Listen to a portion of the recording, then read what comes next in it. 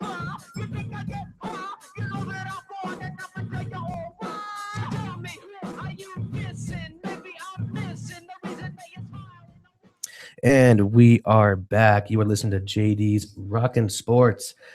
Thank you, everyone, for listening. We're coming back. I don't know. I think we might be having a guest caller. I'm not yet sure if we're having him on the line, but it's gonna be interesting watching that Super Bowl game. I know I'm gonna be actually playing it safe. I'm not gonna be going out watching that. I'll definitely be in the house. Kind of like having my own fridge, my own bathroom, personally. But again, that just may be me. I thought that was a guy thing in general, but it should be fun though. What is next? What do we got Well, here? we can keep talking football. The one thing I wanted to say the last little bit on the officials, and Joel, you mentioned it in the break. We were talking about that, is the picking up the flag. That was atrocious. That may be the worst call I've ever seen. I mean, you can't say it's one way and then pick it up 2 minutes later. Exactly. Okay. And then the Dallas one, the Dallas Green Bay catch, that wasn't the officials' fault. That's the way the rule is. They've got to revisit that rule. That rule is awful. Well, and we got a caller here. Oh, we do? Hello, you are listening to Jay's Rockin' Sports. Who do we have on the line? This is Paul Battershell calling in from beautiful Honolulu, Hawaii. What's up, buddy? How you doing? Oh, I'm doing all right. Yourself? Oh, I'm good. This is my longtime friend. He's a big Browns fan and where I get most of my information. I wanted to bring him on. I know college football is over, but I just kind of wanted you to give your thoughts on the whole thing. You got 3 quarterbacks coming back to Ohio State. What do you think about that? Honestly, I think that's a bit of a mess. I mean, it's a good problem for Urban Meyer to have. I mean, I think everybody would love to have a situation where you've got 3 quality guys that, if one of them goes down, the next one could just come in and take the spot. But, there are lingering questions that kind of sit behind that. You've got Braxton Miller, he's got that shoulder injury, and he was pretty wishy-washy at the end of the season about what he was doing. I guess the quality of that injury, about whether he was going to come back and he was going to be playing or what he's going to be doing. So there really wasn't a lot of hope in that. But I think really the guy that's got the best position is going to be JT Barrett. And he was a freshman last year, had an amazing season. He's got, 3 more seasons. He could sit in college and really perform and show that he's a quality guy. Where, Cardale Jones, he had 3 amazing games, came off the bench and really, really produced. But, he was a sophomore who was sitting behind a freshman. You've got, a senior guy that's sitting there now. And then it's my understanding they even recruited a 4-star coming out of high school. That guy's on the bench too. If I'm Cardale Jones, me personally, I'm gone. I would have left. Well, you and I talked about that. And why would you come back? It seemed odd. I mean, the guy wants the money. He wants to have the money. I don't know why he came back. I mean, take what you can get. You're a 2nd, 3rd, 4th round pick and be on your way. His problem isn't the size. He's already obviously big enough to play quarterback in the NFL. It's going to be learning the playbook, the experience, and that stuff, and the experience. Yeah, exactly. And he in those 3 games. I mean, I watched all 3 of the games that he played in. He really, really impressed me. He had he wasn't hurrying the ball at any time. He was really looking down, his first, second, third receivers before he decided to take off and run. And the man, I don't know his specific, height and weight. He's like 6'4", like 250. The man is a tank.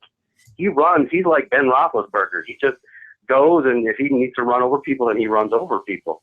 And when a guy says to me something like, I didn't come here to play school, comes out and knocks out 3 big football games, and he's got all these other guys sitting in front of him, I don't see how he stays. If I'm him, I'm transferring to another Big Ten school. I'm looking at maybe going somewhere else. I don't think he was getting quite the offers that Miller was getting, but I don't see why he's sticking around. In my opinion, if anybody should have left, it should have been Cardale Jones. Braxton Miller, I wish I had more information on his shoulder, but they're being really, really quiet on that. So it's really kind of hard to understand where he's coming from and to really make an educated decision on that. But with JT Barrett, he's got no reason to leave. He can stick around. he's only in the sophomore season, but the one guy that I thought who should have left should have been Cardale Jones. You know, send out the feelers, see what the NFL feels about you, see if you're, you know, first, second, third, fourth round. But either way, in my opinion, he should have left. That was my thought too on Braxton Miller. Is I think he's hurt worse than they're letting on. Otherwise, why wouldn't you leave? That was Exactly. my thought process on it. Well, the one thing that I thought was kind of interesting that I heard, and this was when some of the sports guys were talking about why Cardale should have left and gone to the NFL. We all know he's not going to be a number one pick, but what he has going for him is that he would have been entering in a rather weak quarterback class because everyone's going to go after Winston or Mariota. Who's number 3? I mean, you probably got Brent Hundley. Okay, yeah, okay. Going to be the number 3. And who's the other guy you like? The Washington guy. Oh God, JD. I know the guy's got a cannon, and I read about that guy. That guy apparently he knocked it out up in Oregon. But what's Oregon State or whatever it was. what's interesting is if you are, you know, Cardale, is you know that, yeah, you only may have played 3 games, but each game that you played got significantly better in terms of like the importance of the game and the talent that was on the field. And with his 3 games that he played, he, as we all said, he blew up. And being able to be not playing during the season, to answer that call, I think he actually probably would have made a better ticket for himself in the sense that the people in the NFL didn't have an entire season to find his flaws. I mean, it would suck if you pick him high and then you find out at the NFL level he can't do it. But the class that he would have entered in with the rest of the quarterbacks probably would have been better this year. And everyone knows you go back for another season, you risk injury. But I mean, I was actually surprised because I would have been like, you know what? He's going to go to the NFL. And I really just figured since he played so well and he's got that ticket, he would have gone. So, well, and I would have thought he would have put up big numbers too at the combine. Oh, he probably would have. That's why I think he could have got bumped all the way up to be a 2nd round pick. I mean, right. Like I said last week, Matt Castle was a 7th round pick and he never took a snap in college. So for sure, Cardale would have been picked somewhere. Well, one thing that I like that what Paul had mentioned is I think any coach would love to be in a situation where I've got 3 starting quarterbacks that could start pretty much at any other school. Because now I'm not, again, the game of college is a lot different than the game in the NFL level. But in terms of the position, the Cardinals struggled when their quarterback was gone. Yeah, and we played musical chairs with the quarterbacks. And again, I'm not talking about the competition level. I'm talking about the position. This guy's now got 3 studs at quarterback at his disposal, and he's one of the best coaches in the country. I mean, how do you not go into next season almost as cocky as possible with those quarterbacks at your disposal? Yeah, and like you said, Paul, you've got a 4-star guy coming out of Ohio to probably play wide receiver as your 6th guy and learn the offense next year, so you have him in the pipe. But let's keep it on quarterbacks. I wanted to ask you about your Browns. What's going on there? What's the deal? You know me, I'm a Hoyer homer, so I think they need to pay and keep him and just get some consistency at that position, whether it's average or whatever. You need to have the same guy there for a few snaps. Well, that's my thoughts on it too. And when I look at the consistency for the position for Cleveland, because they have the new offensive coordinator that they just brought in, I think the consistency is more owed to the fans than it is for anybody else. You know, you've got Joe Thomas blatantly came out and said, hey, you know what, this is my 6th offensive coordinator in 6 years. I'm tired of learning new systems. And then you got Browns fans sitting back on, you know, every year the most exciting part of our year is the draft and the offseason because we don't know what the future is going to hold. There's no consistency for either the team or for the fans. Now, the fact is the team is a team. I can't change that. They've already brought in the new offensive coordinator. But you know what makes the fans feel better is leave Hoyer in there. Let him kick around. You know what? Offer him the money. Don't go crazy on it because I think it's pretty clear that Hoyer knows his place and knows what kind of money he's going to pull in. He did have a really rough second half of the season, and he's not going to be pulling in like stupid Matt Flynn money or Schaub money or any of those deals. And those were all bad signings anyway. I think over the last couple of years, there's been this trend where you have these quarterbacks come out, play a couple good games, they're a little flash in the pan, they go to a new system, and they just crumble and fall apart. And I don't think a lot of teams are wanting to pay that. So that kind of works in Cleveland's favor where Hoyer can stick around, stick with the team, and, you know, he's going to learn a new system too. But I think it'll be good for fans. I think it'll be good for Cleveland. Me personally, I never liked Shanahan. I thought he was the worst hire of the bunch when they brought in coaching staff last year. So I was personally happy to see him gone. Well, that's nepotism rearing its ugly head right there. But we were talking earlier about who are you going to bring in if you let Hoyer go, and I don't see any of those guys being better than Hoyer.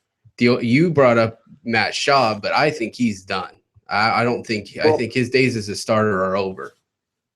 Well, and the big thing for Hoyer is he needs to get competition. He needs to have somebody in his face pushing him every week. And, I don't know what happened. Obviously I'm not there. But at some point, Hoyer just stopped trying.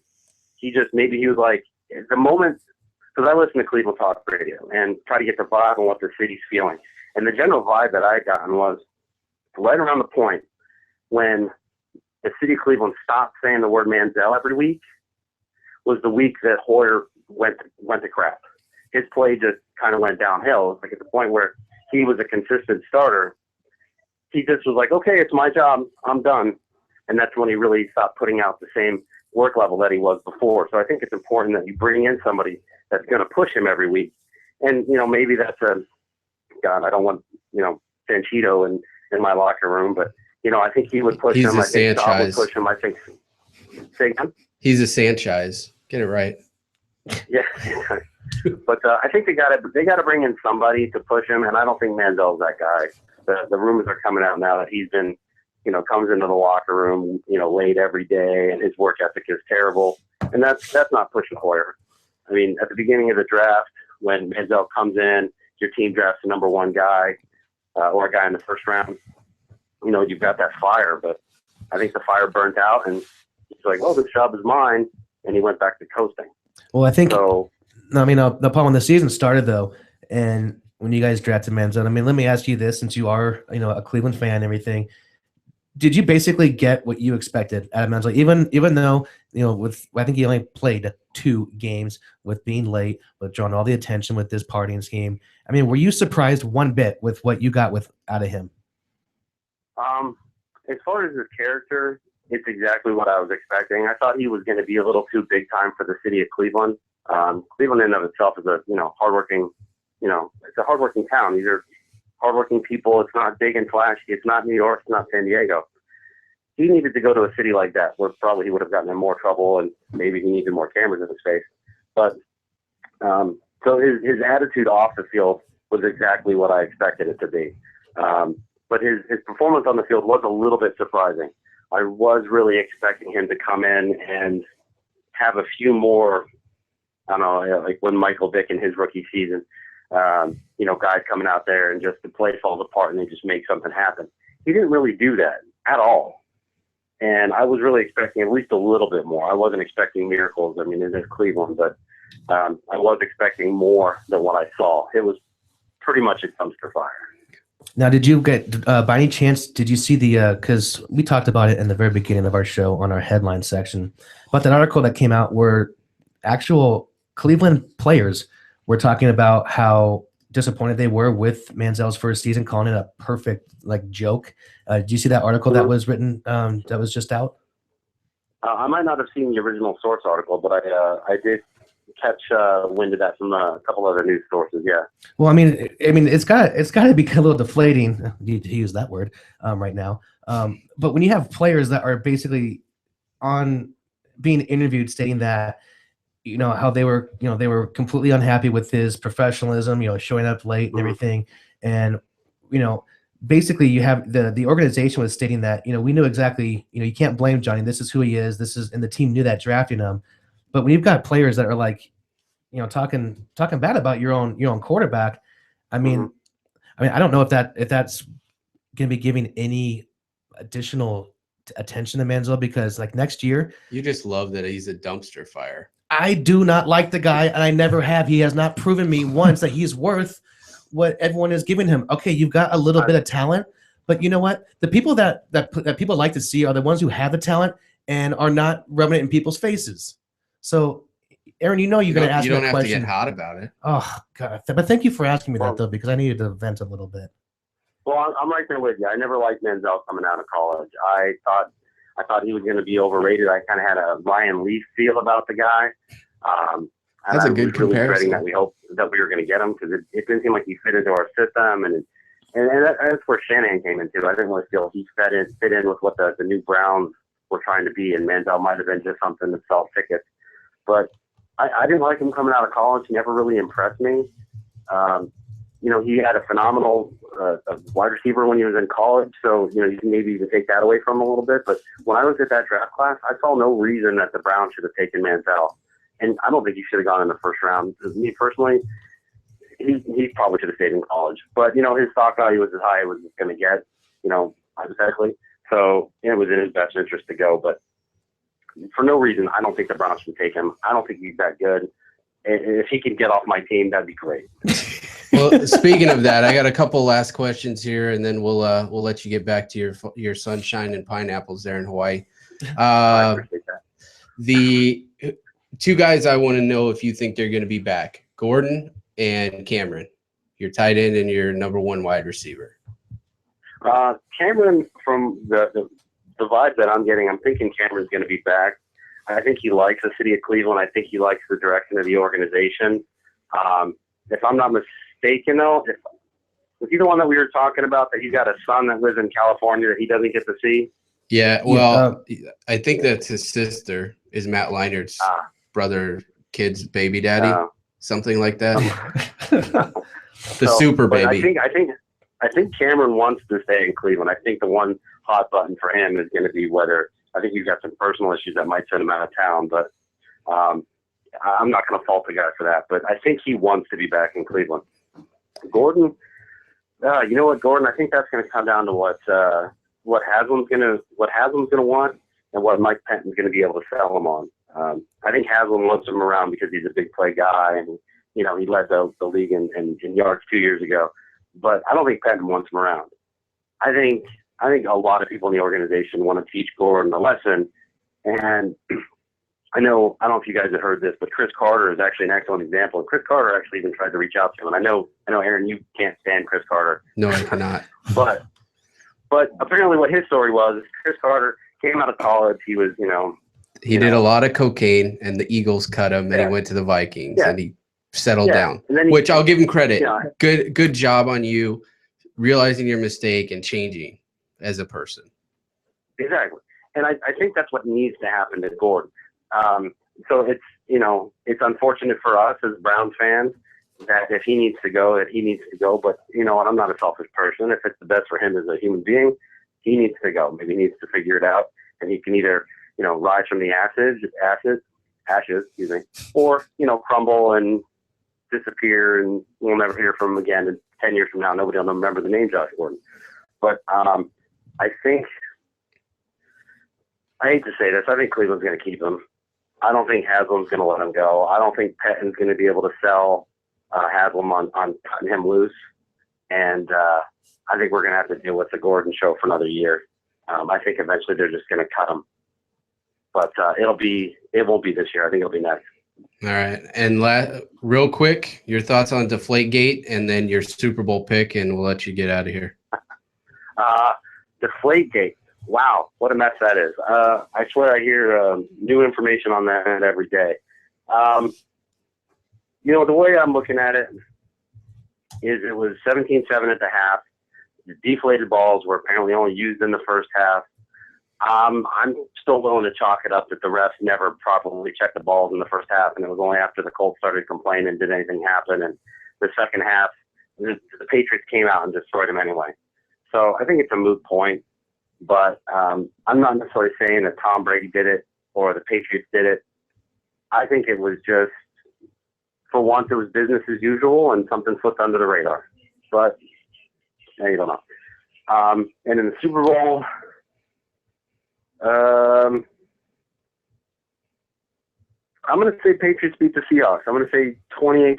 All right. That seems to be the consensus around here, the score anyway. Oh, really? All right. Well, I think Seattle's offense isn't going to put up a ton of points against New England's defense, and simple enough, the Patriots are going to put up more. I think Tom Brady's going to have an answer for the Seattle secondary, unlike what Manning did last year. And I think New England's got it. They've just impressed me more throughout the season. Seattle's been kind of wishy-washy, even though they've been hot lately. Yep. All right, buddy. Any shout-outs for your Navy buddies there in Hawaii? Shout out to all my Navy buddies here. Well, from here and around the world. I know everybody I seem to know in the Navy is all gone somewhere else. So to all my Navy friends that are listening throughout the world, if you're listening right now, shout out. All right, buddy. We'll talk to you later, all right? All right, sounds good. Thanks for coming on. Good day. Thanks for coming on Thanks, today. Paul. Bye-bye. No problem. Bye. All right. So that was some good Browns info there, and I think. Hey, as long as Paul's gonna disapprove of Manziel, he's always welcome on the show. And that goes for anybody out there. If you don't really have a say in on sports, if you just hate Manziel, I encourage you to call or send us something because I'll definitely like that comment. So, how much time do we got before we got to take a time out? Let's go to break. You want to take a time out? Okay. Yeah. We'll go ahead and take a quick little break here, and then we'll come back and pick it up. You're listening to JD's Rockin' Sports. Would you like to own a thriving business and help employ local veterans? The Vetraplex Handyman Construction and Landscape business is the opportunity you've been waiting for. The Vetraplex is your gateway to an affordable startup business with 0% financing for qualifying owners. By owning a Vetraplex franchise, you will be hiring veterans, providing them both income and opportunity, while at the same time providing your customers a way to say, thank you for your service to our nation's veterans. For more information, visit vetraplex.org. Again, that's vetraplex.org or call 928-284-2022.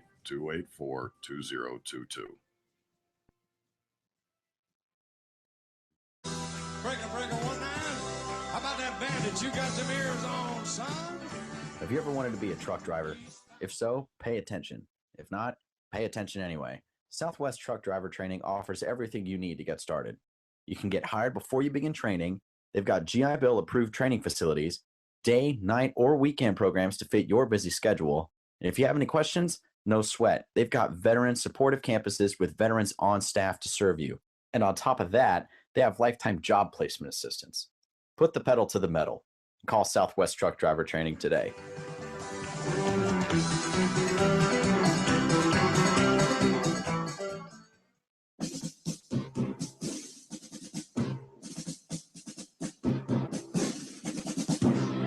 Everyone's going to need an attorney at some point in their life. I'm no different.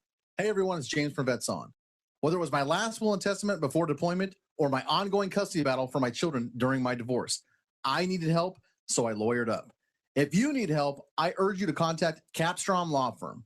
Capstrom Law Firm in Springfield, Missouri services clients throughout the state in criminal law, personal injury, and family law. With over 13 years practicing law, Tom Capstrom understands both law and court procedures and how stressful they can be. Let Tom Capstrom Law Firm and his dedicated staff take the stress and worry out of a difficult situation by calling him today. We feel so strong about the work that Tom and his staff are doing that he'll be a monthly guest on the show. Tom is a veteran and a listener, for God's sake, so you know the guy is solid and will fight for you. Give Tom a call today by calling 417-864-0552 or email Tom at capstromlaw.com. And don't forget to tell him that Vets On sent you. The choice of a lawyer is an important decision and should not be based solely upon advertising.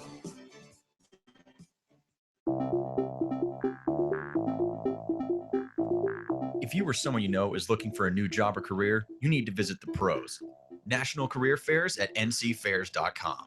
National Career Fairs hosts over 300 career fairs a year nationwide.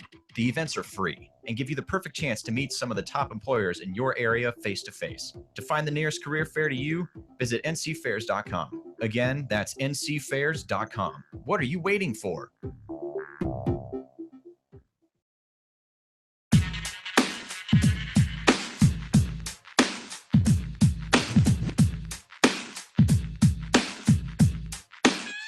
It's just me against the world. Me against the world, baby. I got nothing to lose. It's just me against the world. And we are back. You're listening to JD's Rockin' Sports on this beautiful Saturday morning here in Scottsdale. Actually, I guess it's the afternoon now. We have hit past the noon hour. Have to fade that out before the cussing starts. Oh, it's all on good terms. Tupac, we miss you. He's still my number one all time. He My has to favorite be. all time. He has to be. I've always been on that slide with you. A Biggie fan, you a Tupac. I was like, it's all about Tupac. Left Coast. To live and die in L.A. Yeah, he's not dead. He's in a third world country right now, still collecting and rapping. But anyway, I'm surprised if anyone knows that there's like we talked about, there is a Super Bowl that still needs to be played. But we're gonna bring up the DeflateGate. I know that some people are thinking it's going on a little too long, but what's amazing now is how more and more people are, I think, looking for things they can tie to this. Look, I guess kind of before we just dive into it, Joel, what are your thoughts about this whole thing? Well, my whole thing is they're saying that this has been going on for a little bit, so like since Belichick's been the coach. Yeah. So why the hell do they bring it up now? You know what I'm saying? Come on. Don't have to get hot about it. I mean, well, no, it's frustrating me because that's all that's been going on for the past 5 days when really we should be having a discussion about the Super Bowl and talking about that rather than just, the balls were deflated a little bit. People are bringing this up like it's like Iverson. It's like the ball. We're talking about the ball. Right. Right. We're not talking about the game. And it could have been to the fact where, if they had the ball deflated, let's say at the right around the minimum that it's allowed, it was so cold out there that it could have just, maybe. Well, I mean, people are bringing up, and on the way to the show this morning, I was listening on something that I hadn't yet really heard a whole lot about. There was an article that was posted today about the time frame and timeline from before the game to how the balls get addressed, to how they get checked, and then before they actually make their way onto the field. Now, they said about 2 hours and 15 minutes before the game, that's when the officials are given all the balls that have been selected to be used from both teams. That's when they pull out their marker, they mark it, they check it, they hold it up to the sky, make sure it's whatever they do. But then after the officials have gotten a chance to look at the balls, then they get sent to like an equipment manager or like a quote-unquote ball boy or whatever. And then they said that there is a 10-minute time frame that those balls are unattended before they get sent to the field. Right. So they're saying, could there be a time between that 10 minutes that they were altered? It's very possible. But what they're, because you see the ball boys on the sideline, they got they have that X on them. They're always holding the ball. They've got the little towel over it. Yeah. One person that was mentioning been like, are you telling me that there can be on the sideline that when they get that ball that they're sitting there poking it with a needle or something? And it's kind of one of those things where like sometimes the easiest way to hide something is in plain sight. Right. Who's to say that that someone doesn't have a needle underneath that blanket or that little towel? And again, that is complete speculation. There's not been any evidence right now to show that that's been going on. But like you're mentioning, why all of a sudden is it coming up now? Right. Well, again, because of the whole Spygate thing and are they doing illegal plays? It almost seems like this success has to be, they can't be that good. Right. There's got to be something else that's coming up that is creating this kind of this buzz, or the fact that they're always winning. Well, one thing I thought was interesting is, and we mentioned it before we went on, that and I always forget, why am I having still a problem with his name? The running back that's with the Bengals right now, Giovanni Bernard. No, they Jinx. Speaking, you owe me a helicopter. The one that it's the other one, because there was the Cincinnati Bengals running back that he did 4 years on the Patriots. Oh, Ben Jarvis, Green Ellis. Yes, law firm. That. Dun, dun. More importantly, you gonna get my thoughts or what? Right as you cut off mine. Yeah. Sure, Aaron. Since I'm done, I'm gonna step to the side here. Aaron, I thought you were done. You went on to the ball topic. Anyway, finish your thing on the balls. They're saying that in 4 years over in New England, he had 0 fumbles. In 4 years as a running back there, 0 fumbles. It's been 2 years with the Bengals. He's already had 5. And so, again, and this year the Patriots had 0 lost fumbles. Now the one fumble that Brady had, he was sacked. So I mean, it wasn't like he just lost the ball. He actually was sacked, so that was a legitimate fumble. Edelman had one, but no running back had a fumble this year. Right? Is it easier to squeeze the ball deflated? Yes, you can make that argument. But that was something I hadn't heard in all this DeflateGate. That was the one fact I hadn't heard. And I was like, well, that's a coincidence. Right. 4 years, all the touches, not one fumble. You leave, now you're coughing the ball up. So I thought that was interesting.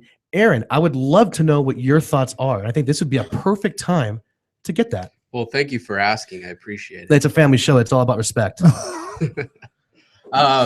Your point on the balls, who gives a crap? If you have a guy that's been doing this all year, he knows how he can jam a needle in there. Absolutely. And knows that if he pushes that needle in for 2 seconds, it's going to be perfect. So, or 3 or whatever, just to say. So all you need to have is your guy on the sideline who goes, it's done. It's going to go. You don't need to watch that. Now, there's a lot of cameras on the sidelines, but I think you can turn your back or pretend to tie your shoe. There's a lot of places you could hide and do that. I mean, we've all heard the stories of the guys urinating in their pants. So things happen on the sidelines. So that I'm not concerned about. The bigger concern for me is here's the Patriots in the Super Bowl again. And we're not talking about Tom Brady's legacy. We're not talking about Belichick's legacy, 3 Super Bowls, 5, 6 Super Bowl appearances. We're talking about how they're cheating again, right? And that's the thing to me is and the bigger note is these guys have these rings, but it's almost to the point of, you guys are baseball guys. Yeah, you're the home run king, but did you get there the right way? Do you deserve an asterisk? So that's my thoughts on it. It's also like saying, the Yankees are in the, well, not lately, but let's say the Yankees are always in the World Series, so they got to be doing something wrong. That's just my take, is that the Patriots are almost always there. So how? The balls are deflating or something like that. I think with that's true with the ball boy, poking holes and everything. Right. If that's been going on all season, at some point, I mean, these guys have played 18 games this year. You would think that the cameras would be able to, catch on to something. Yeah. Well, they even mentioned that it's the Ravens that tipped the Colts off to this. Right. So, and of course, everyone knows that the Ravens Patriots rivalry is up there. And you heard Harbaugh after the game; he was pissed. Oh, of course he was. But now, it's kind of like what Joel said. Are they really that good, or do they always seem to have an edge? And we all say, if you ain't cheating, you're not trying. Right. And everything, but anything that happens to this organization in the sense of any type of athletic dishonesty, if you want to call it that, people are going to instantly nail and jump on. They're almost going to assume it's true before any investigation is done. Now, one thing that I will agree on, again, still with this whole thing, I still really don't know what to think on it. But with someone like Belichick, who is such a micromanager, he knows everything that's going on in that thing before it happens. Absolutely. Now, there was one. Look, before you go on your next point, I agree with Lance. Our Seahawks insider, he was right on in that Belichick is a great coach. But again, we're not talking about their legacy at this point, because every time they win something, there's something fishy going on here. Well, and I think that's exactly the point. Like, why can't it just been like they had a great, Brady's been in the league 15 years? 12? About there. I'd have to look, but yeah, pretty close. Okay, so we could just safely say for the majority of his career there, they've been succeeding. Is it just New England's time? Because there was a long time from the 70s to I think even longer than that, where the Patriots were a joke. Yeah. You actually were like, oh, this is a stat builder on a game coming up. Well, and that's the thing with every team. You're going to go through a cycle where you're great. You're going to go through the cycle with terrible. But Joel mentioned the Yankees. It seemed like that was their. Look at Joel's 49ers. They won 5 rings in the 80s. No one ever thought they were doing anything crazy. They just had a unique system, and Bill Walsh is considered a great coach for a new style of offense. Well, that's interesting. You have Montana at that time, which everyone thought, they're looking at greatness right there. Montana and Rice. Yeah, and then of course Roger Craig. So I mean, you had Ronnie Lott. You had studs on that team, right? But was it just ironic that Montana and that crowd did so damn well during that time frame? But no one ever brought it up. Oh, Montana's got it. Ironic, don't you think? A little, yeah. But it seemed like at that time, I mean, where we had a coach been cheating? Was it Bill Walsh that was a coach at that time? Yeah, it was Walsh. Okay, and then Mariucci, who's never gotten another coaching job. What's up with that? Maybe he did coach the Lions very badly for a year or two. But we're talking in the sense that these things weren't coming up at that time. Were the 49ers cheating and better than the Patriots because no one ever associates those titles as tainted or anything? Right. Okay, so now it's almost like, well, of course, that's why I asked Lance, if the Patriots win, is it because they got away with something? Are we instantly going to assume there's going to be people out there that are like, well, they cheated, but they probably did something that they didn't do the regular season because they were saving that play for Super Bowl or that call? And well, I'm sure their scheme is going to be fine. And you were asking Paul about Lance, excuse me, about the substitutions and maybe some trick plays. I don't think you're going to see any of that stuff in the Super Bowl. It's been done. They're going to be ready for it. Okay, well, let me ask you both you guys this, because people are saying that more focus needs to be on the officials because they're the ones that have to. They're regulating play in terms of watching contact, watching holding, illegal contact, all that. But they touch the ball every single play as well. Right. Now, Joe, let me ask you this, and then Aaron, I want to get your thoughts on that.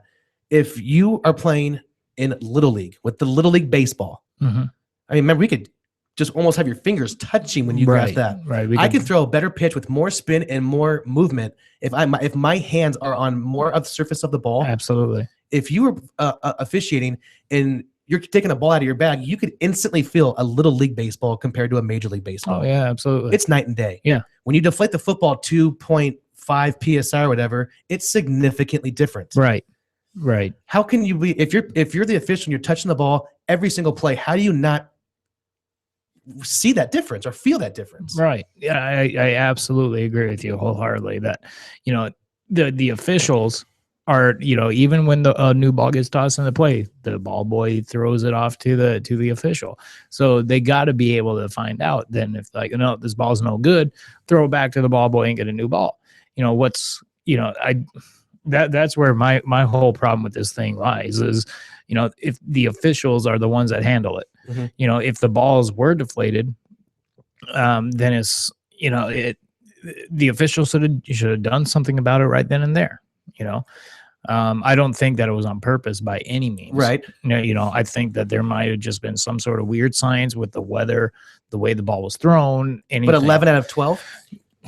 At the same, 11 out of 12 raises concerns to me. If it was like 2 out of 12, well, then it's just a bad ball. It's not all right. But you guys mentioned it kind of touching on it. This is where I was going to go. You stole my train of thought. But I was going to ask you guys this. Well, this is my comment and my question. I don't believe a word about Tom Brady. Well, I didn't know the field, whatever. That's your livelihood. You know the field. Mark Brunell is 100% right in his comments. You know exactly when there's something wrong. Yeah. As far as inflating the ball, I think it plays more in when you have weather that's like that. It's rainy. It's musty. You need to have better grip. In that situation, I could totally see deflating the ball. But every quarterback's going to have it their own way. And then I would relate it to baseball in this way. And second time I've gone to baseball, the Japanese league changed their ball. Was that last year or the year before? I think it was the year before. And it would totally skewed. The whole game changed. So that can be a vital component. But the other thing you see is Major League Baseball, anytime it's weird, the ball touches the ground, they throw it out. But if a guy hits a double or a single, hits it to the shortstop, they throw the guy out at first, it goes right back to the pitcher. Right. So technically the pitcher could throw a little more junk. So that's why you see maybe more junk from ground ball pitchers, because they got a little more stuff. And then all those balls go down. So those used Major League balls go to AAA, and then they go from AAA to AA. That's why you see so much junk in the lower levels of baseball. Right. Yeah. I mean, that's true. But nowadays, a lot of pitchers don't like balls scuffed. They don't. They'll always throw it into play, or throw it out of play, throw it back to the umpire. Most pitchers are like that. A lot of times you don't see very many sinker ballers or anything throw it out, but guys with nasty curveballs will always throw it out. Well, I heard that it was, and honestly, I'm still looking for the clip. I was looking for it last night, but in an interview given 4 years ago, and this is why I really needed to. I was actually searching for the clip before we went on air. But in an interview 4 years ago, Brady even admitted that he prefers deflated balls. He gave it out in an interview, and all of a sudden, it's like, is it ironic that you've got amnesia on something that you said 4 years later? Are you hoping that no one remembered that you said that in an interview? Right. But coming back with when a quarterback is in a situation that, okay, if you are using a deflated ball, yes, you can get a little better accuracy. Right. They almost kind of say it's like, remember those Nerf balls that they had like those little grooves? Yeah. I mean, literally, you could do like Tecmo Bowl John Elway throwing. Right. Or you could get those ones that Elway was selling with like the tail that you can throw like 90. Yeah. I mean, I completely understand, but yes, that's the case. But if you're playing games that are in 50-degree weather that are wet and rainy, if that's going to help the play, then announce it. Okay, we're going to deflate the ball a little bit or make it public, make it known. Hold on, before you go on.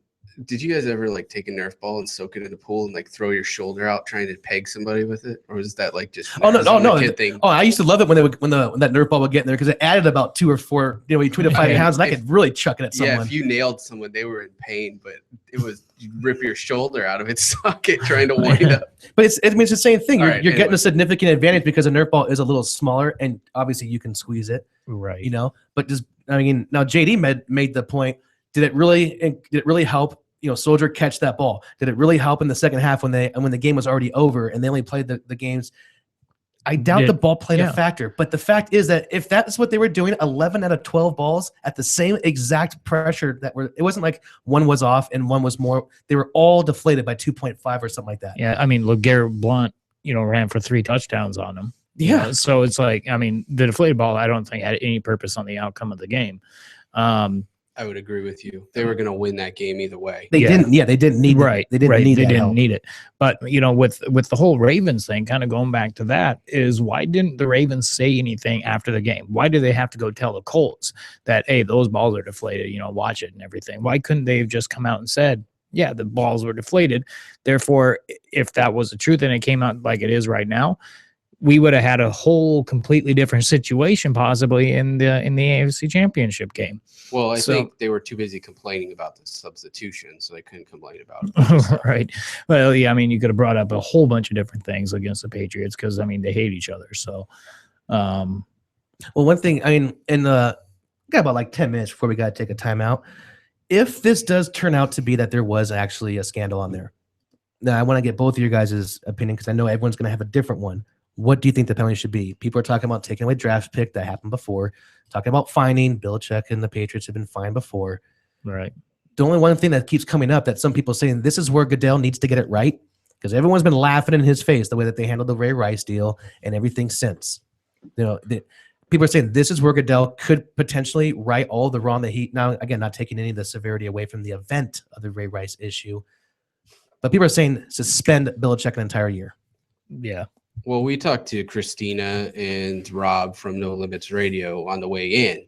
They did their own experiment today. And we were talking with them about it, and they were saying, and that's the thing is it's gotten beyond a football story. It led all 3 news broadcasts, ABC, it's the NBC, first story that's coming out there. It's a big story, okay? And that's maybe just because it's Super Bowl week and all that kind of stuff. But the problem is you're going to run into the same problem you ran into with Spygate, in that there's a certain kind of penalty you can do. You can only fine a coach or a player, and Belichick got fined the maximum last time $500,000. I don't think that's changed a lot since then. No. So I think if you go, well, you're responsible, you're the coach, here's $500,000. That's a big ton of money, but he probably won't care that much if he gets another ring.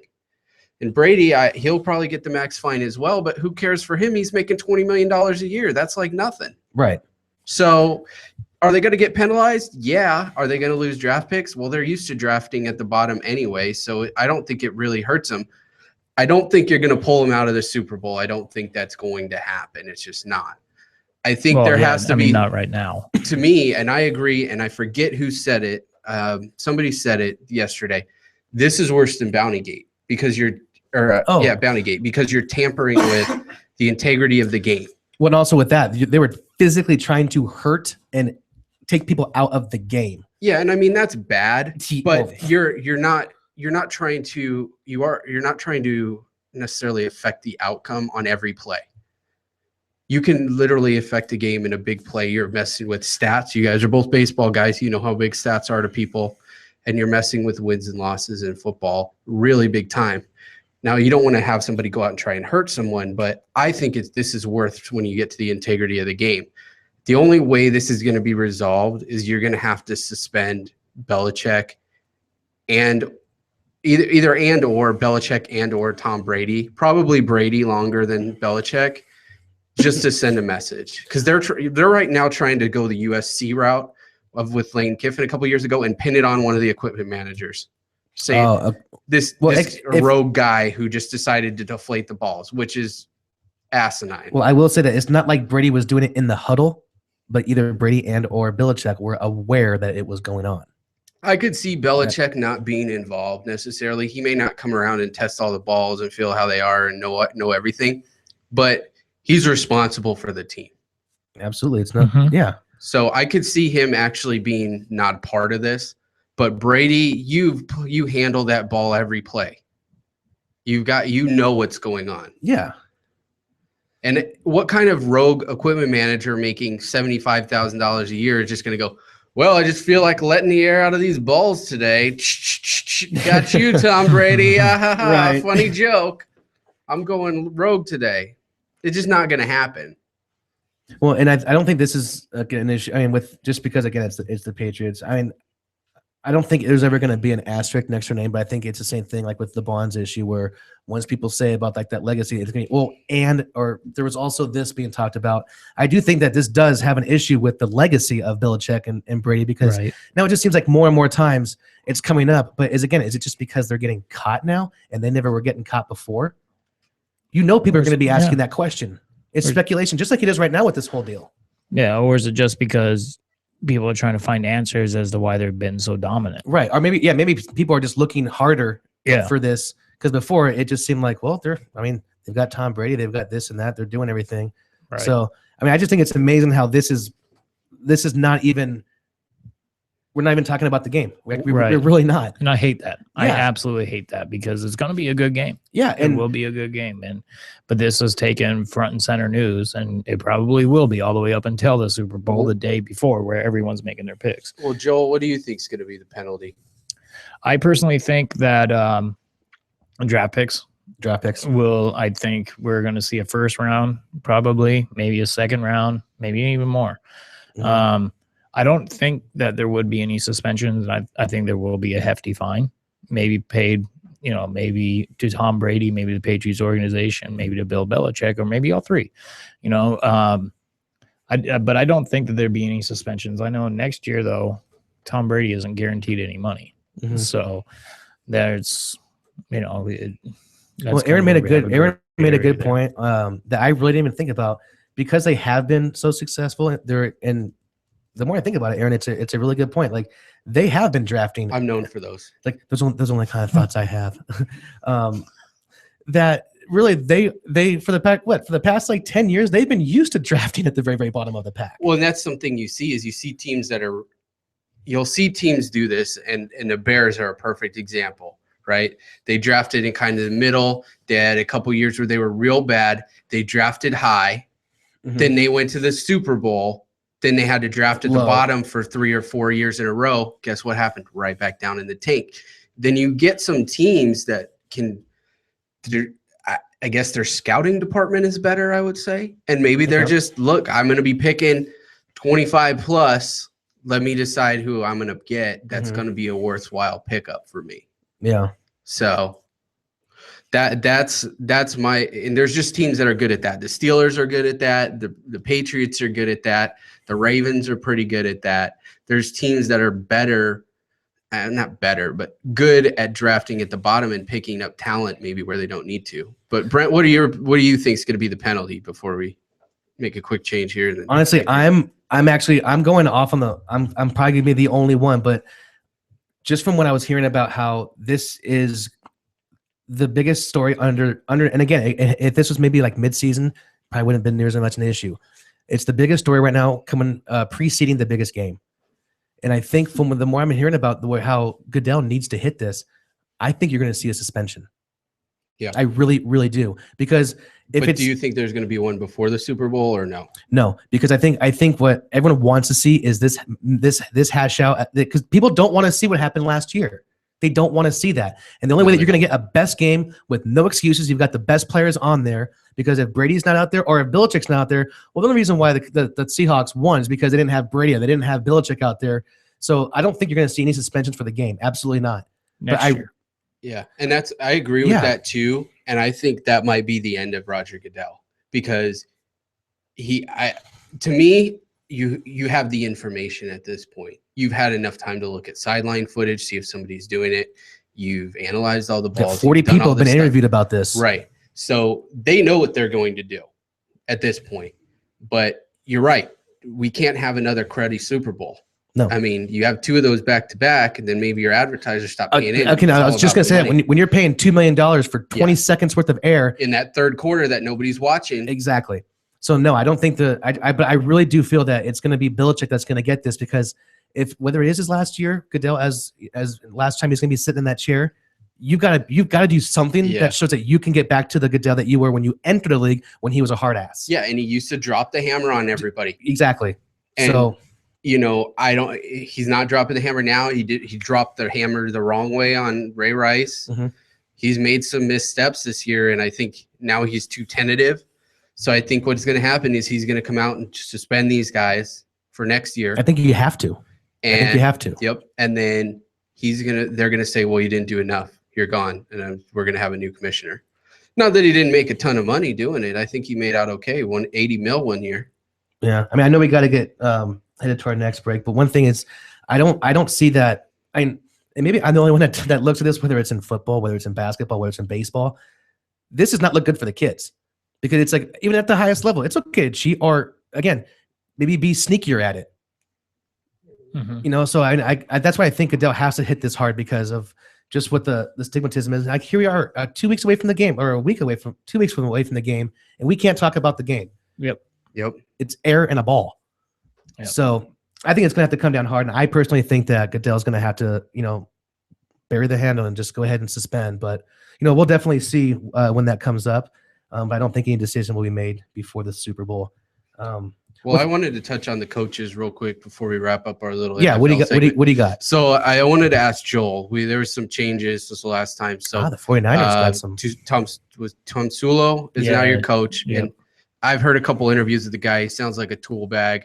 He sounds like a total puppet. He's just doing whatever the front office does. Yep. And very Cleveland Browns likes. I have a feeling here he's going to get some texted in plays, and he's probably going to call them. So that's my thoughts on him. But so I wanted to get your thoughts on that. The other thing is they hired, or they're supposedly hiring today or this weekend, Eric Mangini as your new defensive coordinator. Right. And you lost Vic Fangio, who was a very good defensive coordinator to the Bears. Yep. Because he didn't get a chance for that head coaching job. So I just wanted to touch on and see what your thoughts are. Oh man, I do not like these coaching these coaching changes for the Niners. I mean, why you have a quarterback that's regressing, and he's not good, and he's getting worse. I mean, last year was terrible for him. So why hire a defensive line coach as your head coach? Because he's a puppet? Because he's a yes man. He wants to the organization doesn't want someone to butt heads with each other. They don't want someone like Harbaugh, where it was just constant bickering back and forth in that last year. So I think that's exactly why. I mean, some of the players have come out and said that they really like him, which I guess is a good thing. Mm-hmm. As far as Eric, I'm really sad to see Vic Fangio go. The dude, I think he was a stud. Big loss. Yeah, you got absolutely. A lot of big time free agents on that defensive line and some cap issues. Yep. So I think you're going to lose a lot of pieces there. Absolutely. And then we also were looking at Lane Kiffin as our offensive coordinator. So I don't like that. So yes, I do. I don't like that. So maybe they'll probably get him. Balls. Yeah. Yeah. Don't like that, so that means they'll probably sign him. I just don't like the way that this is shaping up. I'm not a fan of it. I still love my Niners full on, but I just don't like the way that this coaching staff is leading up. And a lot of Niners fans I've talked to don't either. Well, do you think it would have been different if it had been someone other than Harbaugh being replaced? Because I mean, you'll talk to the players and they say he's strict, he's strong, but he knows his game. Right. But I mean, did you want Harbaugh to remain in San Francisco? Yeah, I did. You had no problem with him? No, not at all. I think a lot of it, I think we needed to see a general manager go. personally, rather I than think Harbaugh. that's the vibe that I've gotten to is a lot of the fans would have rather had Harbaugh over the general manager. Yeah, and that's if there's a conflict between the two, but yeah, you've got a coach that's won over the last 10 years. For 10 years. Yeah. Then why get rid of that coach? Because something that he's doing is working. Well, if they're butting heads, enjoyed playing exactly. If they're butting heads, get another general manager. And that's where my whole problem with this thing comes in is that, it's automatically Harbaugh. He's going to lose his job. It just kind of, it brought that up. And, that's why I'm so frustrated with this whole thing is because Harbaugh was a good coach. He fit the Niners personality fine. He did. And then all of a sudden when this whole thing with the front office came down, it trickled down to all the players. So, that's what happens in any sport. So, I'm not. I think Harbaugh would have been gone either way, but I think if they would have came in and hired John Fox or Rex Ryan or Jack Del Rio, anybody other than Tom Sulo, it would have been better accepted. I wanted to see either Josh McDaniels or Adam Gase. I wanted to see like an offensive coordinator. Yeah, because that's what's been our problem lately has been our offense. But do you think Adam Gase is more offense or it's more I have Peyton Manning as my quarterback? I think he could do things with Kaepernick. I do. Because our offense coordinator Greg Roman is terrible. I'm glad he went to Buffalo. Tell me how you really feel. Yeah. And but I really do think if we were to have an offensive coordinator, it would have been a better move than what we had already. So well, let's wrap this up. But the only spot left, I think, is Atlanta. And they're just waiting for one of Seattle's coordinators. I think is a general consensus. Yeah, I think absolutely. I think the defensive coordinator is going to Atlanta. Mike Quinn or Dan Quinn. Yeah, I've heard they're going to interview the offense coordinator too. So. I don't know if he would have fit that offense because obviously Kaepernick or Wilson's more of a, he's got a good arm and he runs a lot, but Matt Ryan doesn't run very much. So. I just don't think that offense puts up good enough numbers. I mean, granted, their talent's not so great at some of the skill positions, but they need a running back, that's for sure. Yep. Well, we got to go ahead and we'll take a full timeout, and we won't take a 30-second. We'll take a full timeout, and then we're going to come back, and I think we're going to play around the diamond a little bit when we come back. So stick with us. You're listening to JD's Rockin' Sports. Everyone's going to need an attorney at some point in their life. I'm no different. Hey, everyone, it's James from Vets On. Whether it was my last will and testament before deployment